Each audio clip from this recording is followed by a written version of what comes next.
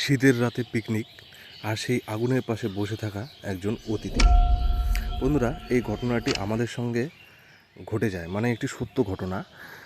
সেই ঘটনাটাকে আমরা হালকা আর একটু মডিফাই করে যাতে শুনতে ভালো লাগে সেই হিসেবে তৈরি করেছি। যেটা সত্যি আমি সেটাই বলে দিলাম। আমার কোনো ভিউয়ের আশা নেই, কোনো ইউটিউব লাইক এইসব সাবস্ক্রাইবার এইসবের আশা নেই। আমার উদ্দেশ্য খালি আপনাদেরকে মজা দেওয়া, যাতে আপনারা ফাঁকা টাইমে কিছু রোমাঞ্চকর গল্প বা সত্যি কাহিনী থেকে হালকা মডিফাই করে তৈরি গল্প শুনে আপনারা আনন্দিত হতে পারেন। চলুন বন্ধুরা, শুরু করি। শীতের রাত মানেই কাঁপুনি ধরা ঠান্ডা, ঘন কুয়াশা আর অদ্ভুত এক নিস্তব্ধতা। এই গল্পটা শুধু ঠান্ডার নয়, এই গল্পটা এমন এক রাতের, যে রাতে পিকনিক করতে গিয়ে আমরা বুঝতে পারিনি যে আমাদের সঙ্গে আরেকজন অতিথি ছিল, যাকে আমরা আমন্ত্রণ জানাইনি। আমি, রাহুল আর আমার 3 বন্ধু সৌরভ, অরিন্দম আর বিকাশ। ডিসেম্বরের শেষ সপ্তাহ, পরীক্ষা শেষ, কাজের চাপ নেই। হঠাৎ সৌরভ বলল, শোন ভাই, রাতে পিকনিক করলে কেমন হয়? জঙ্গলের ভেতর আগুন জ্বালিয়ে। সবাই রাজি। লোকেশন ঠিক হলো, একটা পুরনো পাহাড়ি জঙ্গল, যেখানে দিনের বেলায় লোকজন যায় কিন্তু রাতে সেখানে কেউ থাকে না। বিকাশ হেসে বলছিল, ভূতফুত থাকলে থাকুক, আমরা 4 জন তো আছি। সেই হাসিটাই পরে সবচেয়ে ভয়ের কারণ হয়ে দাঁড়িয়েছিল। রাত প্রায় 9টা, চারদিকে কুয়াশা, গাছের ডালগুলো যেন কুয়াশার ভেতর থেকে বেরিয়ে আসছে,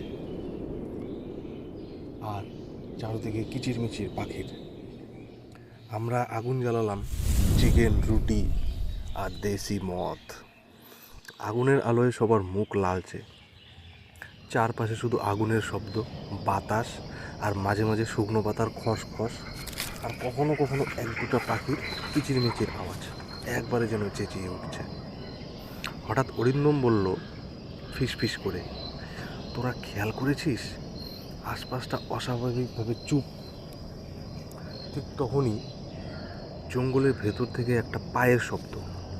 একজন লোক ধীরে ধীরে আগুনের আলোয় বেরিয়ে এলো। মাঝবয়সী, গায়ে পুরনো কোট, মুখটা খুব ফ্যাকাশে, চোখ দুটো অদ্ভুতভাবে স্থির। সে বলল, ঠান্ডা খুব, আগুনের কাছে একটু বসতে দেবেন? আমরা কেউ না বলিনি। জঙ্গলের মধ্যে এমন লোক দেখা অস্বাভাবিক, কিন্তু অসম্ভব নয়। সে আমাদের পাশে এসে বসলো, আগুনের দিকে তাকিয়ে রইল, কিন্তু আশ্চর্যের বিষয়, আগুনের আলো তার গায়ে ঠিকমতো পড়ছিল না। আমরা খাবার এগিয়ে দিলাম। সে বলল, আমি খাবো না, শুধু আগুনটা দেখছি। তার কণ্ঠস্বর যেন খুব দূর থেকে আসছে। সে আমাদের সামনেই 1-2 ফুট, কিন্তু তার কণ্ঠস্বরটা শুনে মনে হচ্ছে যে এটা 30-40 মিটার দূর থেকে আসছে। হঠাৎ আমি খেয়াল করলাম তার পায়ের নিচে কোনো ছায়া নেই। আমি চুপ করে সৌরভের দিকে তাকালাম, সেও বুঝে গেছে। ঠিক তখনই বিকাশ বলল, কাকু আপনি কোথায় থাকেন? লোকটা ধীরে ঘাড় ঘোরালো। তার চোখে তখন আগুনের আলো নয়, অন্য কিছু জ্বলছিল। এই জঙ্গলেই, লোকটা তখন বলল যে সে এই জঙ্গলেই থাকে অনেক বছর থেকে। হঠাৎ বাতাস জোরে জোরে বইতে শুরু করলো, আগুন দপ করে উঠল।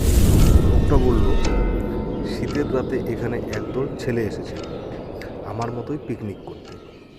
আমার নিঃশ্বাস বন্ধ হয়ে গেল তখন। আমাদের সবারই নিঃশ্বাস বন্ধ করে আমরা তার শুধু কথাই শুনছি। লোকটা বলল, আগুন জ্বালিয়েছিল, খেয়েছিল, আর ফেরার সময় খাদের মধ্যে পড়ে গিয়েছিল। সে ধীরে ধীরে আমার দিকে তাকালো। লোকটা বলল, আমি ওদেরই একজন। হঠাৎ আগুন নিভে গেল তখন, পুরো অন্ধকার, কুয়াশার ভেতর শুধু সেই লোকটার কণ্ঠ, ভয় পেও না, তোমরা ফিরতে পারবে, আমরা পারিনি। 1 সেকেন্ড পর আবার আগুন জ্বলে উঠল। লোকটা নেই, তার বসার জায়গায় শুধু একটা ভেজা ছাপ আর পোড়া পাতার গন্ধ। আমরা 1 মুহূর্ত দেরি করিনি, সব ফেলে দৌড়, পিছনে তাকাই। সেই রাতের পর ওই জঙ্গলের দিকে আর কখনো যাইনি। আজও শীত এলে, আগুন দেখলে আমার মনে হয় আমাদের পিকনিকে একজন অতিথি ছিল যে বেঁচে নেই।